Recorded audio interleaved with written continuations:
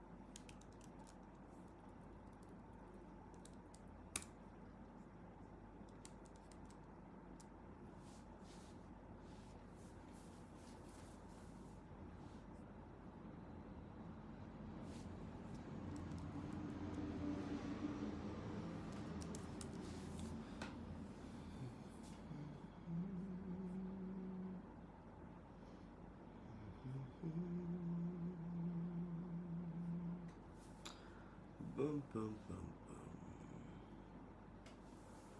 Bum bum bum bum. Bum bum bum bum. Bum bum bum bum.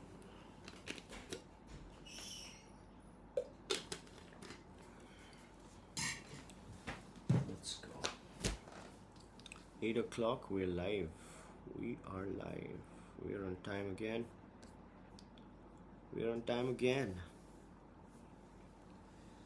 You know, so let's see when we can start. I think we can start anytime now.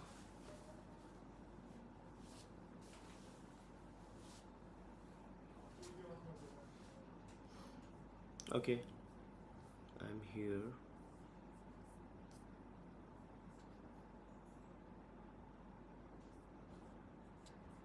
If you can hear me, guys, say something. I got a comment on LinkedIn. Let me see what it is. It is, good morning, audio is fine. Thank you so much, Mr. Kulkarni. Just looking for a similar go ahead on YouTube. So guys, if you can hear me on YouTube, say yes. And good morning to you. I hope everything is going on well. Now let's give you the show that you deserve. The show that you deserve. You deserve it. Right? I guess you do. I'm sure you do. So, okay, I'm fine on YouTube as well. Great. Okay, great. So let's begin.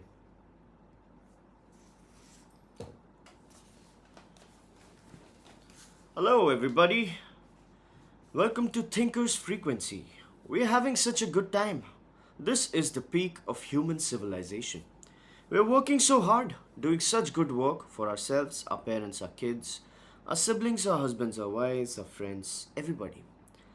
Not other people's husbands and wives, I hope. And just when we thought things couldn't get any better, like they couldn't possibly get any better, well, they just did. Call it divine intervention, folks, but things just got a whole lot better. Now we have Thinker's Frequency, a daily dose of insights and analysis which don't lead to paralysis right before we start our day. So let's continue with our journey of reading between the lines things that are especially interesting and important in the world of business and finance. Let's go! Oh, but before we go, we have to follow a tradition, right? You know the tradition. The tradition of the simultaneous sip. It's sacred, so we got to follow it. And all you need for the simultaneous sip is a cup or mug, a glass, a tank, a chalice, a stein, a canteen jug or flask, or a vessel of any kind. Pour it with your favorite liquid. Today I'm having coffee, cold. And here we go. Oh my god, extraordinary. Extraordinary. Beautiful. Highlight of my day, dopamine hit of dopamine hits. So nice. The simultaneous sip says something very interesting, very special, very beautiful. You know what it says, right? It says that you're not alone. It says that we're in this together. So, with that out of the way, let's begin. You know, something really interesting has happened in the world of media and content. What's that? So, that is Google essentially skipping the content generated by people, by media entities, and going forward with its own uh, summary of it, right? The AI. So, when you search on Google, now it's primarily an AI search engine, so it doesn't really show sources first, right? Now, this is a big problem for content creators, for media companies, for people who write those articles. Let's say Economic Times and everybody, good people who are giving all the news, who are hiring all the people to do all the journalism. And then they suddenly see that the traffic from Google is down to zero. What does it do to their business model? Right? It gets killed. Earlier companies have faced this kind of an effect where traffic from Google went zero for them. People like Breitbart, the right wing news publication in the West. But that was censorship. This is very different. This is essentially a new technology rendering all the ad clicks zero to zero. How do you expect Washington Post or all the Indian news companies and all basically economists and everybody else to make money if people wouldn't go to their articles, right? When people stop going to their articles, those people are screwed. Those people are screwed. And what do they do then? And then, if these people die, and if these people actually cannot afford to keep their staff for all the journalism, if these people can't afford to keep all the bureaus which they have in different countries, giving them information so that they can collate, how does Google work? Right? It'll be a snake that eats itself, because Google's AI feeds on the news provided by these people, right? Now, these people's ad clicks have gone to zero, and you can't expect Google to be paying everything to them. Now, if these people die, how does Google's AI work? Right? That's very interesting, as you can probably imagine. That's very interesting. So, you don't know what happens there, but whatever happens, it's gonna be very interesting. 1 billion funding for Adani Airports. So Adani Airports is raising money in the order of $1 billion. It's a $20 billion company by value. It's bigger than, it's almost twice of GMR, which runs IGI Airport, Indira Gandhi International Delhi. It's almost twice IGI, I mean GMR, and now it's looking at $1 billion funding, which is interesting. So people who don't know, we discussed this. Thinkers Frequency folks would know that Adani Airports runs Mumbai Airport, right?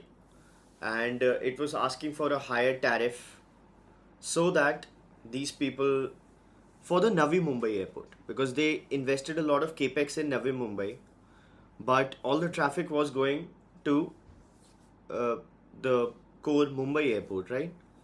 So whatever flights which Navi Mumbai got, they wanted a higher tariff on it because they had invested all the money, and now that money was going off. Very little was supposed to come back. But anyway, Adani Airports is now raising $1 billion, which is quite a flow of money. of the 52,000 crores of inventory has piled up with FADA. FADA is the Federation of Automotive Dealers Association, something of that sort, right? What is FADA? Yeah, exactly. Federation of Automotive Dealers Association. So they are saying that the inventory is piling up. Nobody's buying cars anymore. It's a bit of a problem. It's not as bad as the highest inventory pile up which happened last season at Diwali, but it's still 3.5 lakh cars, have sold, and it's gonna, like, dispatch has been of 3.5 lakh, but only 3 lakh cars have sold, 3 lakh 2,000. So automotive dealers are in big trouble. They are at an inventory record of 38 days, which is highest ever in value terms. Like 52,000 crore inventory has never been the case. It's been the highest in value terms. But as far as days are concerned, they've had slightly worse times, 40 to 45 days of pile up ahead of Diwali last year. But that was Diwali, right? That was expected because a lot of sales happen right at Diwali. So they piled up a lot of inventory to maybe go full ballistic on it. However, today the scene is different. Today there's no Diwali. There's only they're only looking at Diwala, which is very sad. So these people are asking for some, the car companies to actually take note of this and so on and so forth. So Jubilant promoters, they are eyeing a 2,000 crore stake sale for the Hindustan Coca-Cola beverage deal. It's a bottling unit of Coca-Cola in India. It's a 31,000 crore deal. It's a 31,000 crore company, the Hindustan Coca-Cola bottle. 31,000 crores is roughly $3.5 billion. So they've already done like 600 million of raise from Goldman Asset Management, but they're now looking at 2,000 crore stake sales in addition to that. So it's a very interesting transaction that is happening. So Jubilant Bhartiya Group has a lot of companies: Jubilant Foods, Jubilant Bottled, and there's Jubilant Bevco, Jubilant Beverages, all of these. So Jubilant Beverages is issuing a CCPS, which is essentially a debt instrument, and that instrument is being bought by Jubilant Bevco, which is another company. So Jubilant Beverages issues a CCPS, Bevco buys that CCPS, all in an attempt to structure the deal that they're going to have. So besides Goldman Sachs raising 5,000 crores to fund the deal values Coca-Cola bottler 31,000 crores. At this enterprise value, 40% stake, which is what Jubilant is going to buy, is going to cost 12,000 crores. So these 12,000 crores are being arranged by these very interesting maneuvers. If you need the details of the whole structuring of it, I could go into depth, but a lot of people would not be able to follow. So this is fine. Pine Labs is set to file for a 6,000 crore IPO by month end. Pine Labs is the payment aggregator cum device player. So these people essentially give the retail chains those POS devices, right? That's Pine Labs. And they've done a revenue of FY24 1,700 crores. But they didn't make a profit. 2,000 crores was expenses. So they made at a revenue of 1,700 crores, they made a loss of 300 crores. And now they're going for an IPO, and they're looking at a listing value of 34,000 to 43,000 crores. 34,000 crores is 4 billion, 4.2, 4.1 billion to 43,000 crores. This essentially 5 billion. So $4 to $5 billion valuation for Pine Labs. That sounds pretty amazing for these guys, and they're gonna go for an IPO. Speaking of deals, it seems US has announced that we've hit a deal as far as the rare earth minerals are considered. So a lot of Thinkers Frequency viewers will know that we've been talking about the whole rare earth magnet situation, which has led to Uh, Mr. Mukund Rathi asks, is this market has enough growth? Sorry, Mr. Rathi, what market are you referring to? I'm sorry. Please come again. So anyway, what I was saying was that US has given a deal to China where it's allowing Chinese citizens to study in its universities and colleges. And Trump says that they've accomplished a deal as far as uh, the whole play is considered, rare earth magnets, and so on. So, nothing on fentanyl, nothing on a lot of things, right? So, US's major problem right now, people I think Thinkers Frequency would be interested to know, is the fentanyl supply of from coming from China. So China, Mr. Kash Patel, who is the chief of intelligence at the moment of US, he said that we are talking to India to block Chinese supply of fentanyl to America. So you remember the opium wars, the opium trade. So what Britishers did to China was that they ruined Chinese youth by supplying opium. So they just essentially killed an entire generation. By I killed, I mean they destroyed the generation. They drugged the entire generation with opium, right? And China remembers that. China remembers that, and it's a pretty difficult history lesson for the Chinese. So what Chinese have been doing now, nothing to do with their earlier thing, is they've been supplying fentanyl, which has been going on in US. And fentanyl is a drug. It's like a very bad drug, very addictive, very uh, you know destructive, very debilitating, which has killed like 1 million people as of now. And yearly fentanyl deaths. Let me search for it. Yearly fentanyl deaths in US. So more than 30,000 people have died.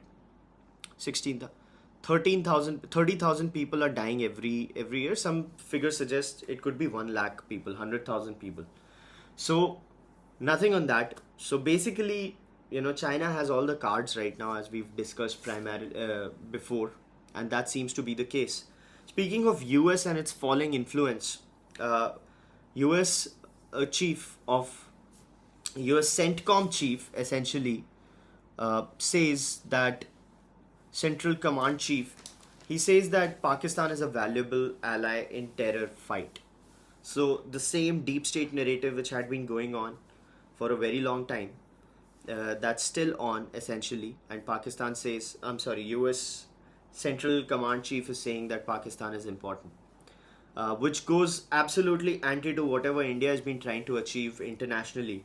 That is a rallying cry against terrorism and so on and so forth.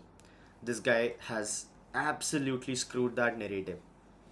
Uh, you know, and if you think of it, viewers of Thinkers Frequency would know that Pakistan has been able to get a lot of money lately. It got IMF, it got money from Japan, it got money from Russia. Asian Development Bank is also looking at giving it $800 million or something, even though India is trying hard to stop that. But it seems like the global order doesn't change. Nothing changes.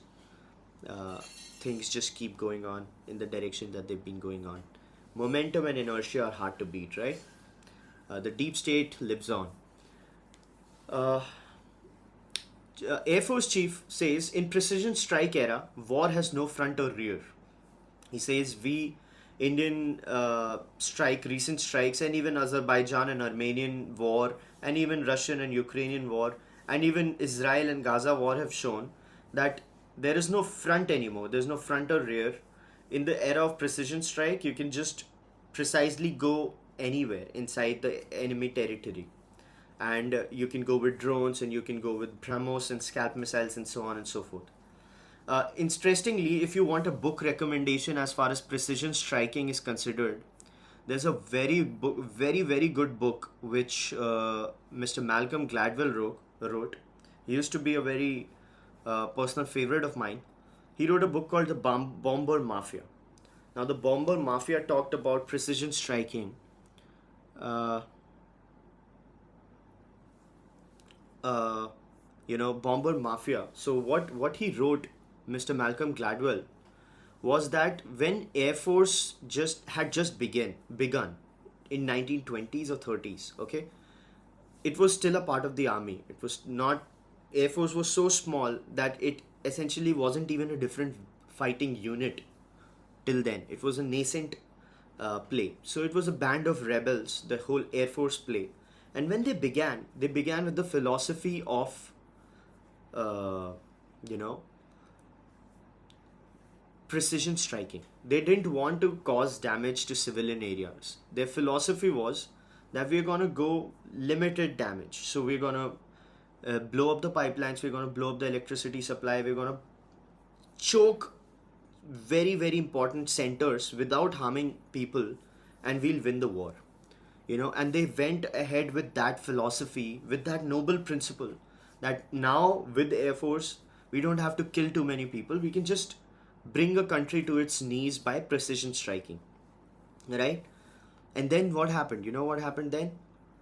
Then happened Napalm, then happened the Hiroshima Nagasaki, which is absolutely opposite to precision striking.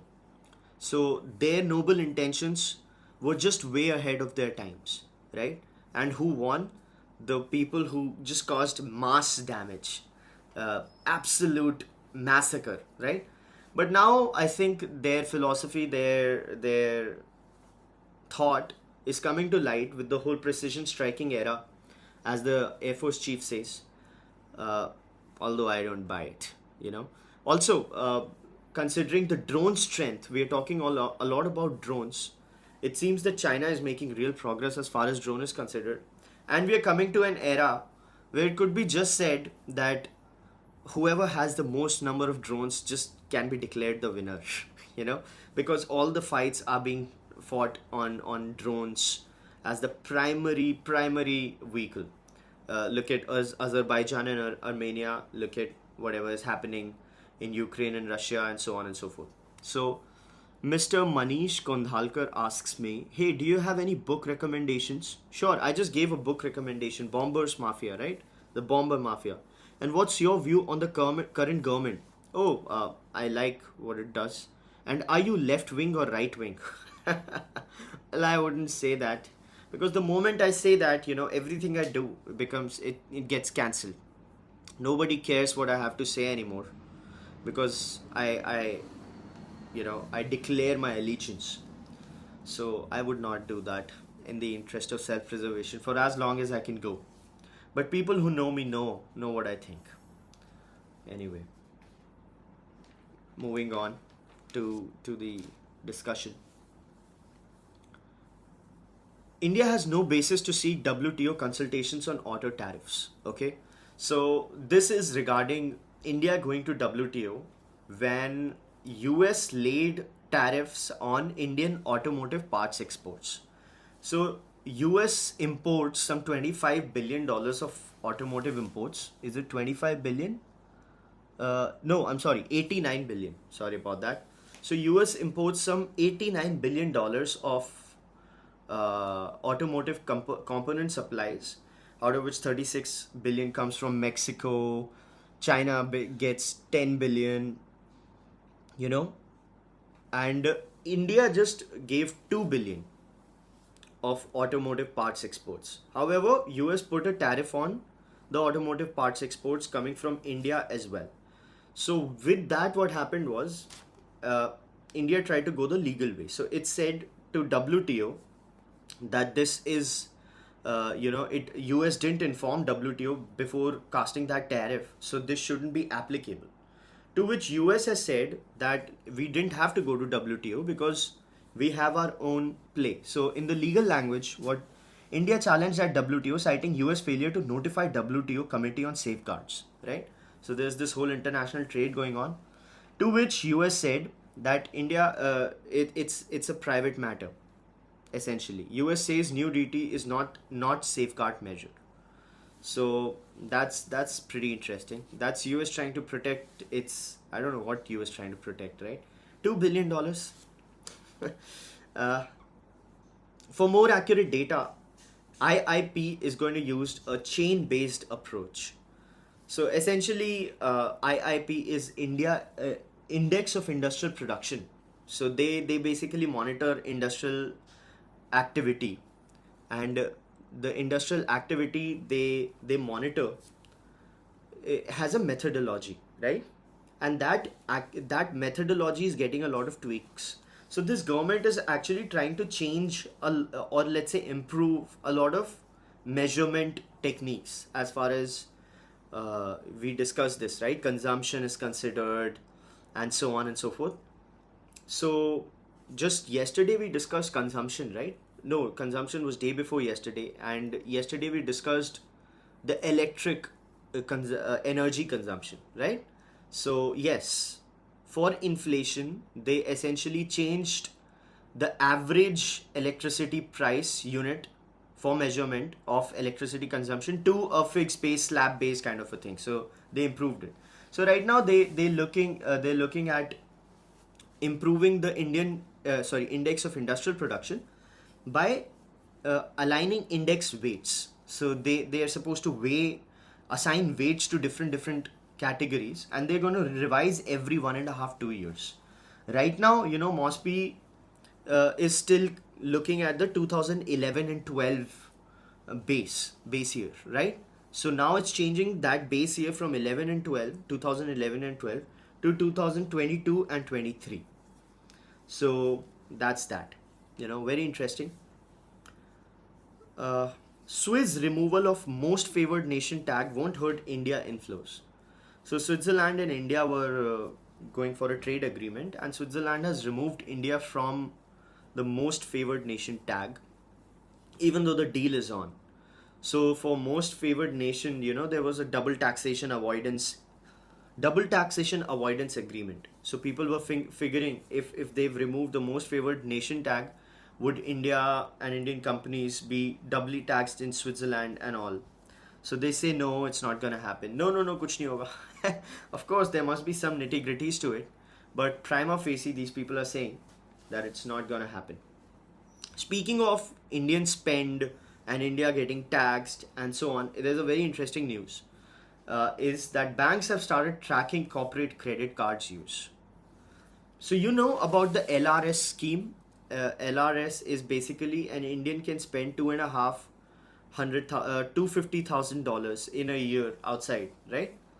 So what happens is, so a resident individual is allowed to spend $250,000 a year to buy stocks and properties from abroad, as well as carry out certain current account transactions under the liberalized remittance scheme. Okay, an Indian is supposed to, a resident individual is allowed $250,000. But what Indians do is that they have this $250,000 limit. What they start doing is they start spending from their corporate credit cards. A lot of expenses they start to put on the corporate credit card tab, which essentially leads to a bigger leeway for them, right? Because if you give a lot of transactions to them, if you booking flights and doing all the transactions from the corporate credit card, that gives your personal credit card a lot of room. So now banks have said that this must be stopped, because LRS was placed for something, and this is not what it was for. So that is that. Quite interesting, right? Yeah, their cards could be deactivated. So private fuel retailers are gaining market share as PSUs refuse to lower prices. State-run companies keen to offset losses occurred on LPG sales to households. So we talked about this, right? That LPG players, they feel that it's a very profitable business model. The CNG is a profitable business model. The petrol pumps is a profitable business model. But giving LPG to homes is not a very profitable business model. Because, and if you remember, viewers of Thinkers Frequency would know that these people were supposed to meet targets as far as connecting homes with LPG was considered, and they've not been able to do that. Because the business is tough, right? So they say we cannot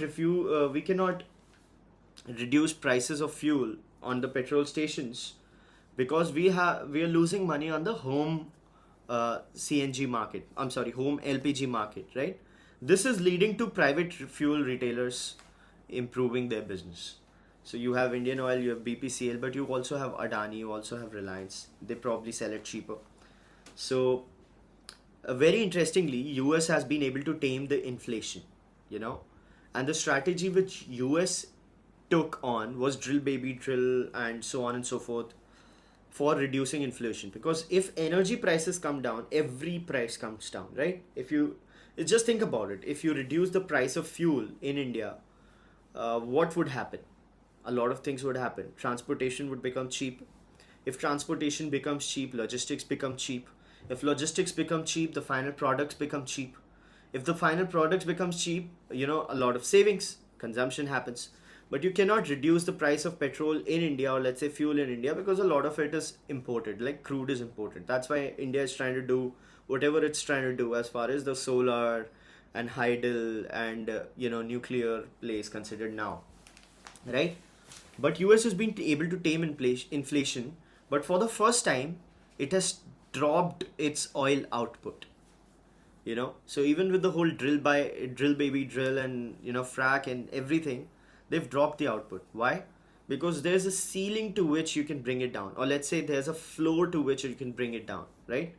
It's not something that can keep going down, which is very interesting how dynamics play out. And a price of crude essentially controls Indian economy at this moment. So it's going to be very interesting. Mr. Musk regrets, those posts on Trump. He says, "I regret." And is that an apology? Oh. Is that an apology? Do you consider it an apology? I think it's an apology, right?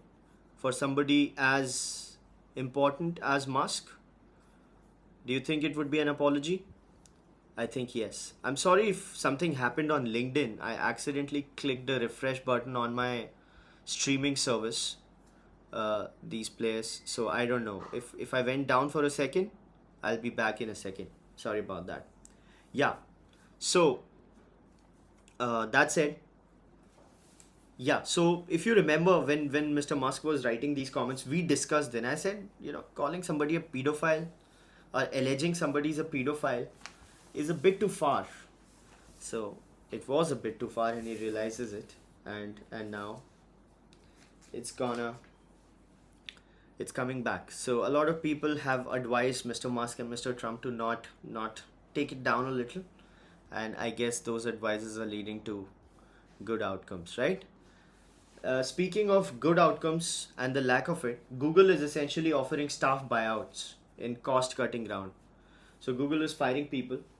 Google is essentially looking at a lot of investments. So a lot of big tech companies are looking at investing right now in AI heavily, right? And AI investments are not leading to direct surge in revenues, right? That's not happening. So what happens then when you lose revenues, but you have to invest? Because if you don't invest, AI is like everything right now. I was talking to a friend yesterday, and he had built an AI chatbot as a companion. I wouldn't say the name because it'll attract unnecessary publicity for him, but I guess it's in the news. So he created a chatbot for personal companion, as a personal companion. I didn't think of it. I said, yeah, shit work, because it'll only lead to more social isolation for people. So social ramifications of such chat box are only negative. But and the last conversation I had with him was in January, right? Just this year. And just yesterday, I was calling. I talked to him, and we started talking, and he said that he has raised like $6.5 million.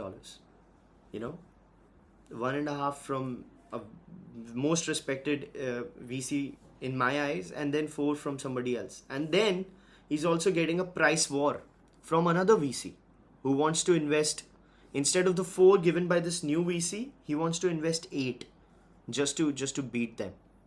So AI is everything, and so these companies are also investing in a lot of AI projects We know $13 billion, Microsoft, Google investing 10, Meta also investing a lab, and so on. But it's not giving revenues. And also, AI business is directly antithetical to the Google score of advertising, right?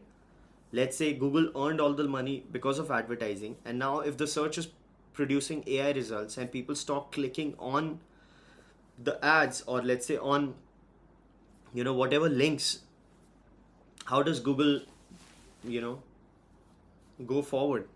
So it's cutting costs, it's firing a lot of people, and it's only going to get worse. It's offering a bailout. So that's pretty sad, but it is what it is, right? Who knows? Fin regulators to work on universal KYC. Whenever I read these kinds of news, I think that was supposed to be Aadhaar, right? Universal KYC was supposed to be Aadhaar.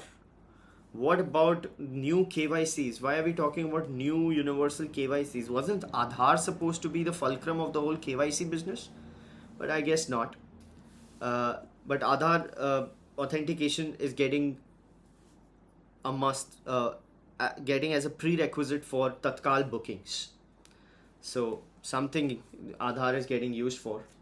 But I'm pretty disenchanted by how Aadhaar's central, what do we call it? The centrality of Aadhaar has been compromised with so many different things, is what I believe. But you can let me know your thoughts about that. Moving on, Mr. Mukund Rathi asks, considering Paytm and Razorpay coming in, is market growth enough? Yeah, so we discussed that, Mr. Rathi, about payment aggregators in general. So payment aggregators are going through a serious crisis right now because there are so many players and there's so much of competition, and all that competition is essentially killing their margins, and they're not being able to sustain the margins, these payment aggregators and everybody else, right? So what happens then? With no margins, the business becomes very, very, and that's probably why even on 1700 crore revenue, Pine Labs, a business which is essentially taking a cut on transactions, is not being able to make money. So you're right that there must be some difficulties, but at the end of the day, if you're taking a cut, someday you should be able to make money. But though, would you have a valuation of, let's say, $4 to $5 billion? So what would be the revenue multiple that these people are looking at right now? They have like a 2000 crore revenue at this stage, and at 2000 crore revenues, they are looking at a valuation of 30 to 40,000 crores, right? So they are looking at a 15 to 18 billion, 15 to 18 revenue multiple, which is huge.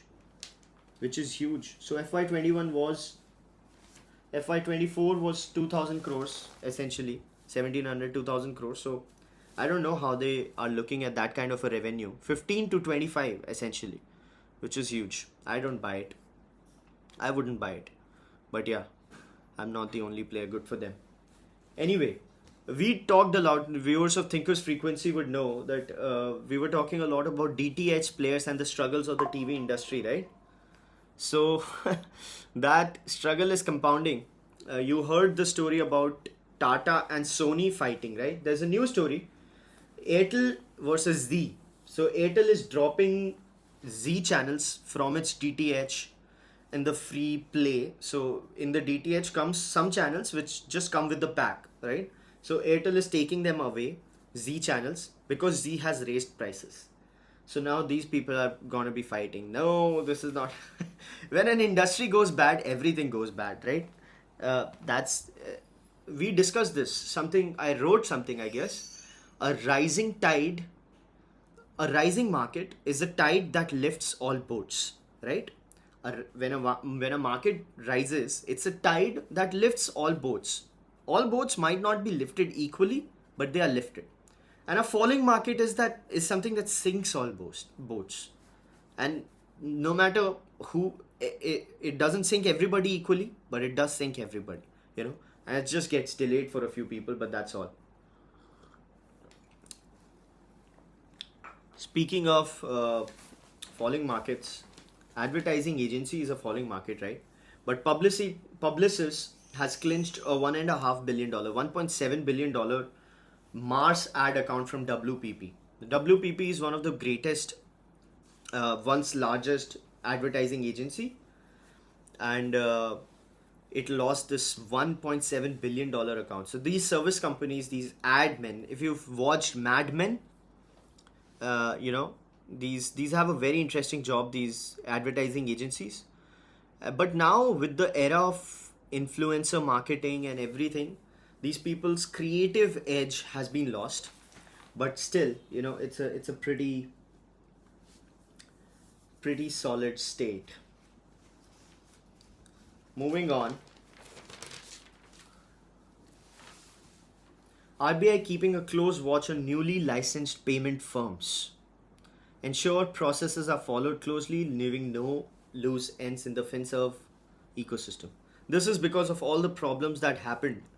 You know where, right? With the BNPL, with the unsecured lending, with the whole lending to the bottom of the pyramid. A lot of problems happened. A lot of serious issues happened with that. So to mitigate those issues so that they don't happen in the future, RBI is keeping an eye. KYC being done properly? Is the board in the loop, approving policies properly? Are field teams following laid out procedures?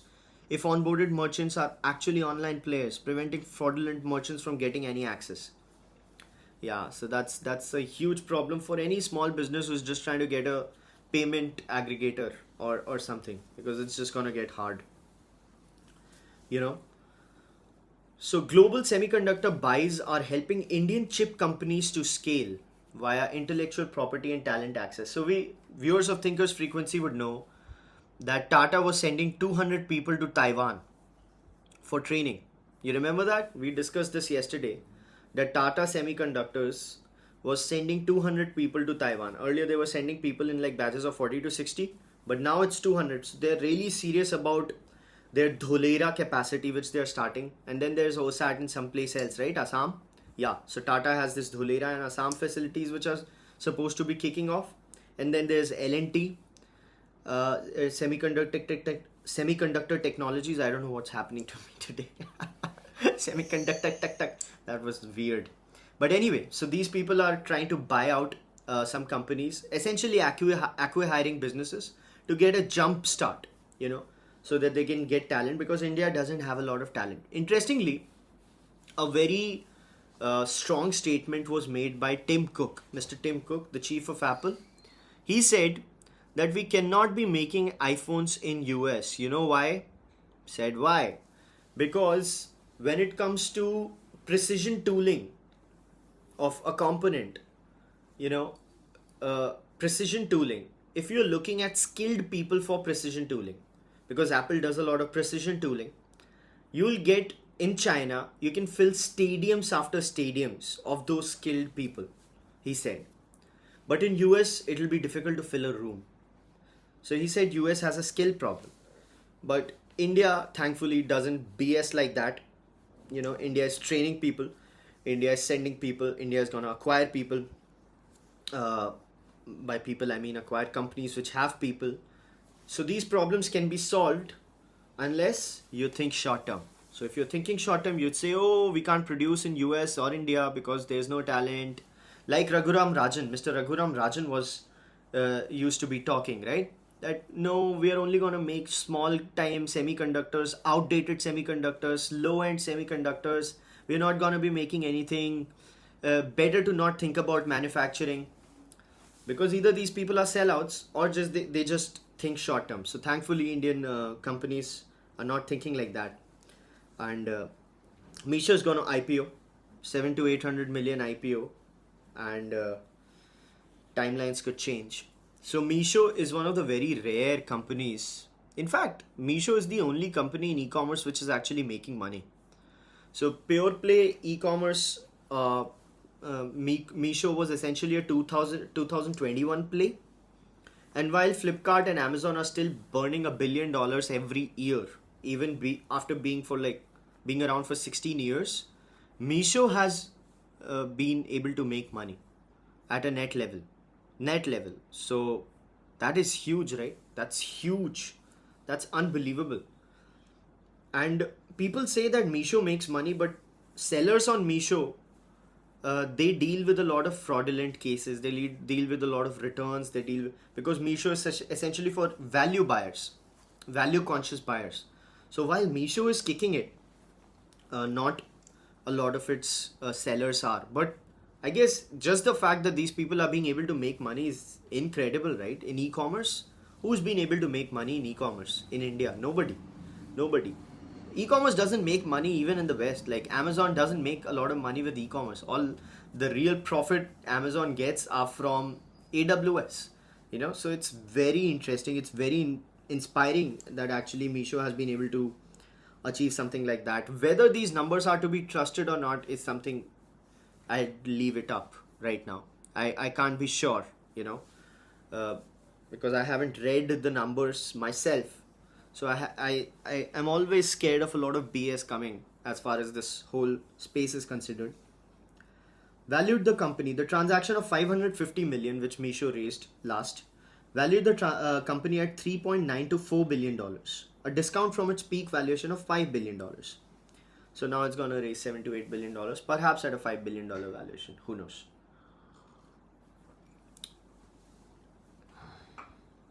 Okay.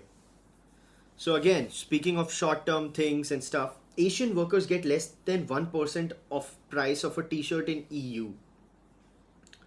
So they say that a t-shirt that goes for 17 pounds or 17 euros, euro is like 100 bucks. So a t-shirt sells for 1700 in Europe. God damn it.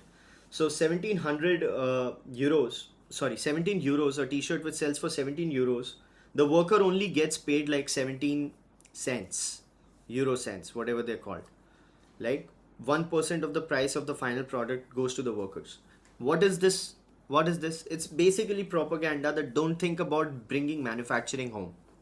You know, let manufacturing be, uh, you know, to China, because nobody wants to make a shift, right? Everything is so short term because these people are looking at quarterly earnings and they don't want to make any change. That's how people sell themselves out. That's what happened to US. That's what happened to everybody else. You know, that's why China is ruling over the world. But the narrative is very important. Mr. Perspective asks, will you buy Meesho stocks after its IPO? No, sir. No, not at all. Not at all. Nope. Nope. Not at all. No, no. So moving on to no glossing over paint companies' woes and valuation high. So we discussed this. Thinkers frequency people would know that paint companies are going through a lot of troubles, right? Why are paint companies going through trouble? Because Aditya Birla Group, Grasim entered the paint business. Obviously, it's like Reliance entering the telecom industry, right? Because Birla is a huge group for paint companies size, and when it enters something like a paint business specifically with full ballistic approach, it's bad news for people in the business, which are Asian Paints, Berger Paints, and so on and so forth. So, but Asian Paints stock has gone down. So as Birla entered, as Grasim entered, Asian Paints has gone like 30% down. So far, Asian Paints is down 4% in 2025.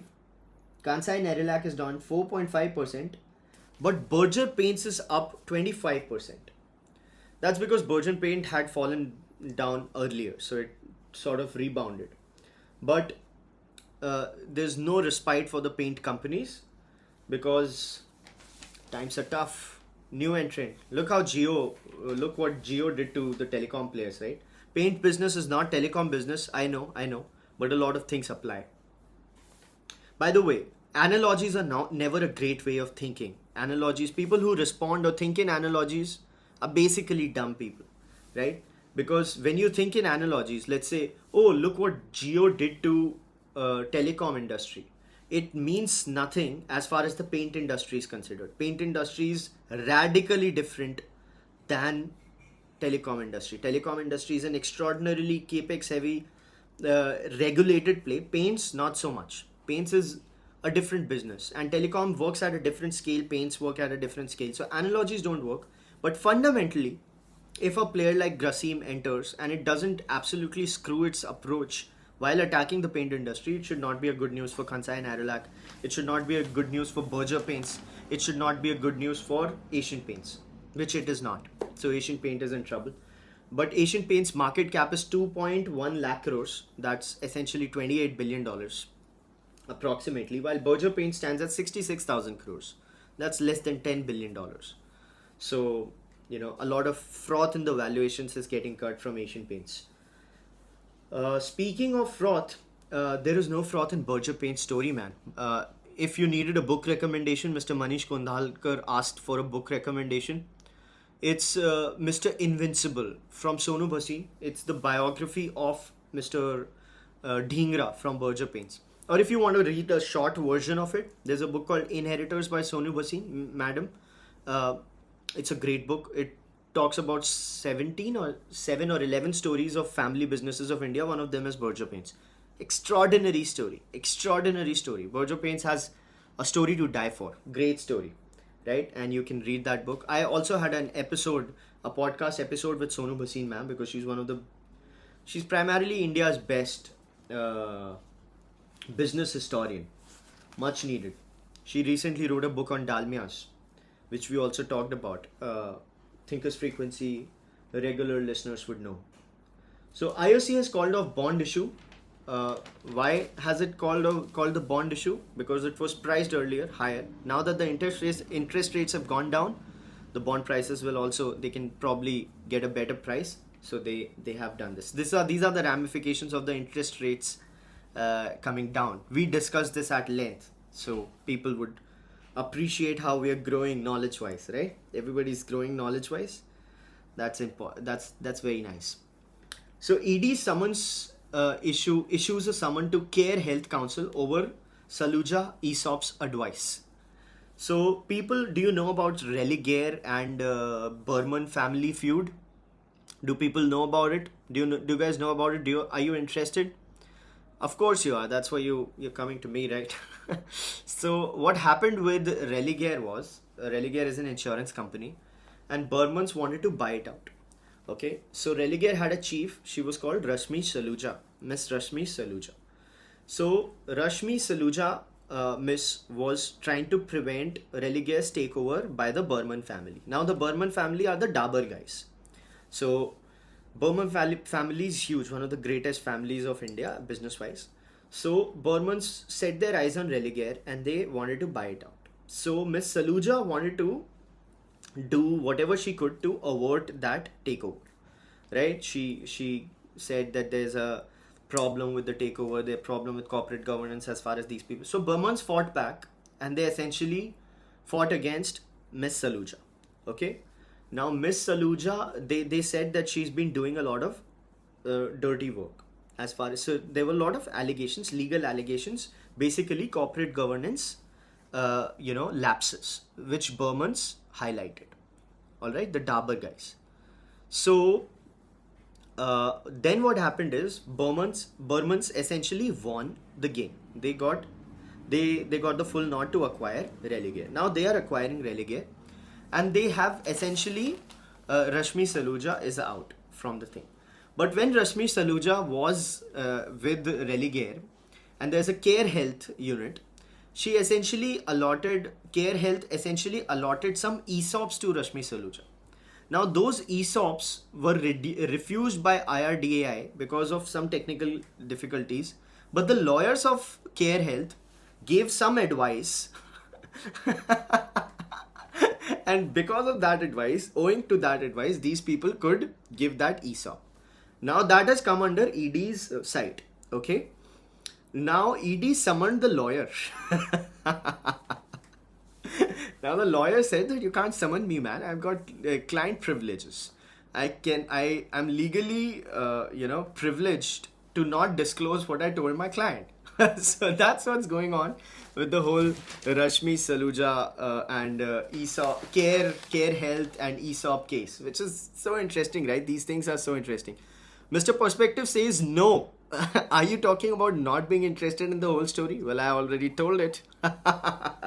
Sorry about that. Sorry about that. But, there's implied consent. There's a concept of implied consent. Uh, you know, Legally speaking, why marital rape was not considered rape, or just the judge probably gave a ruling that it's not rape, is because of something called implied consent. So, uh, you know, uh, I assumed because I hadn't read your message that you do want to hear that story, but you didn't. So that consent gets cancelled. So I'd like to apologize. A lot of ghotala indeed in the Indian business scenes. Arey, follow Thinker's Frequency, and you'll keep getting to know most interesting stuff. A lot of it is very intellectual stuff, right? Very nice. So anyway, uh,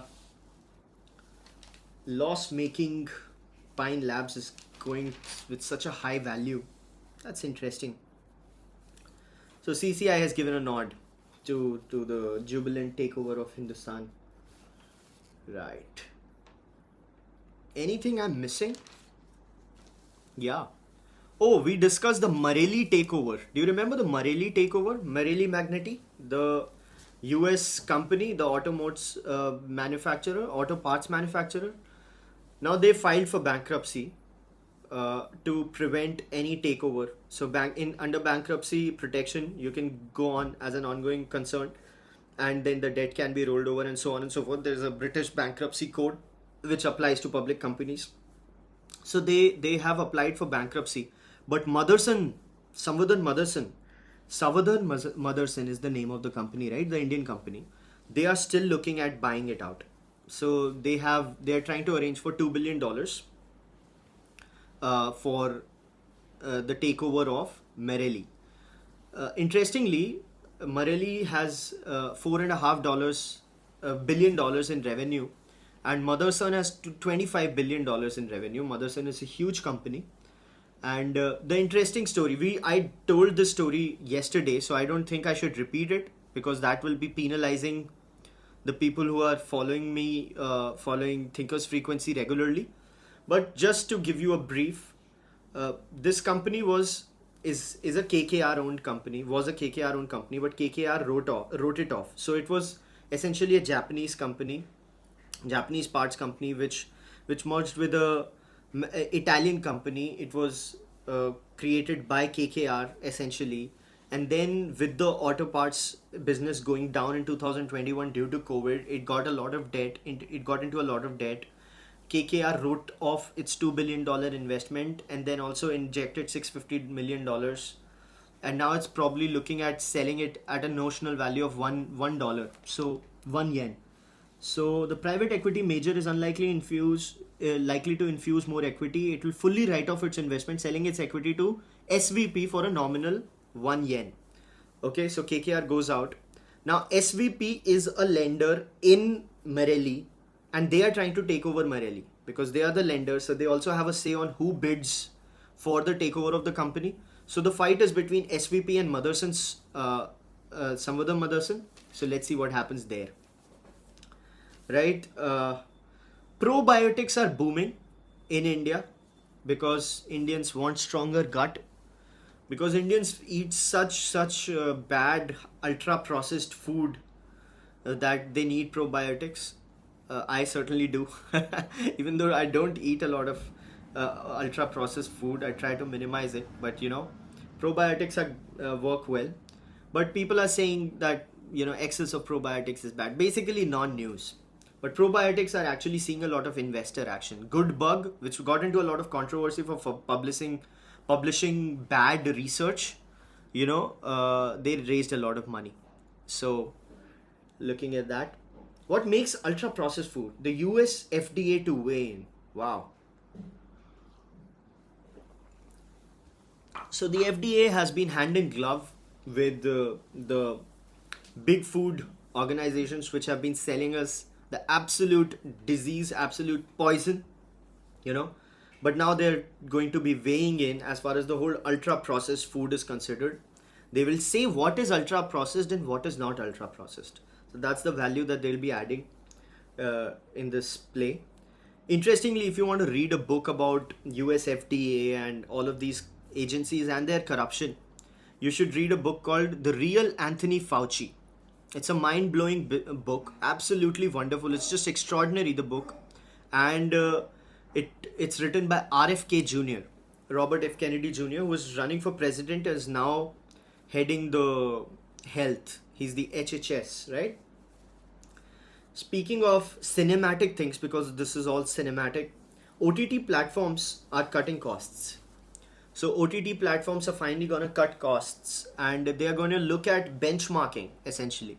So it's a standard practice in other industries, but OTT platforms earlier used to be giving a lump sum amount to production houses. Like, this is 2.5 crores, make your movie. But now they're asking for breakups. They need benchmarks. Benchmarks is essentially that a movie or a series needs to spend a certain percentage in certain places, right? According to some standards.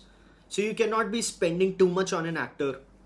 You have to be spending such amount of money in linemen, such amount of money in music, such amount of money in, pre-production, post-production, and so on and so forth. So there are standards to which these people are going to abide by in order to cut their losses, because they've made a lot of losses. This means that actors are not going to be making a lot of money with OTT play, which is exactly what I wrote just a couple of days ago.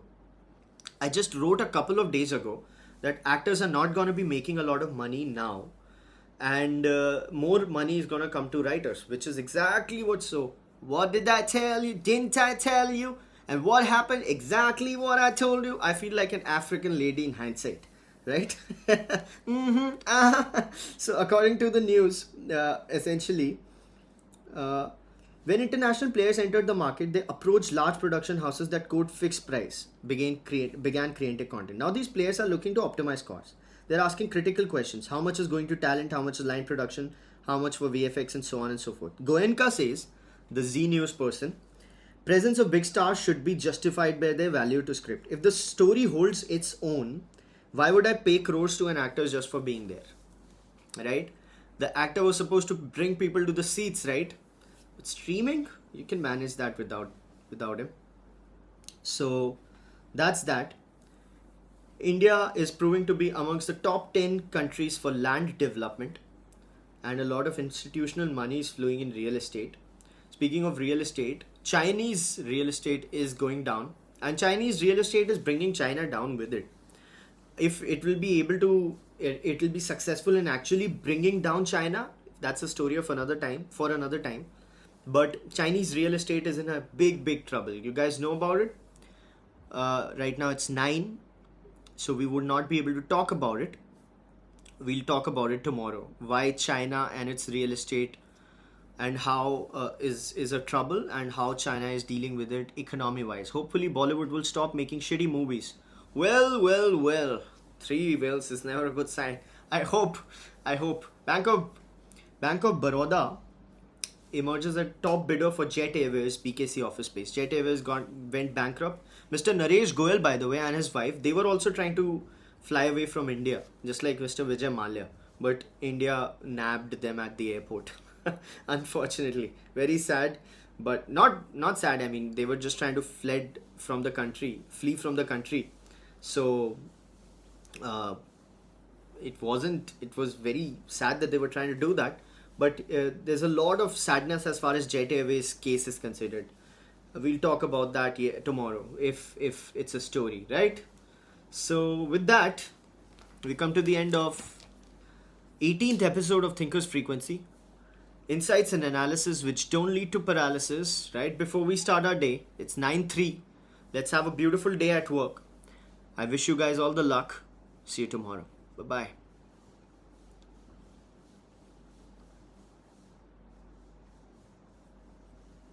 Thanks for the session. Cheers.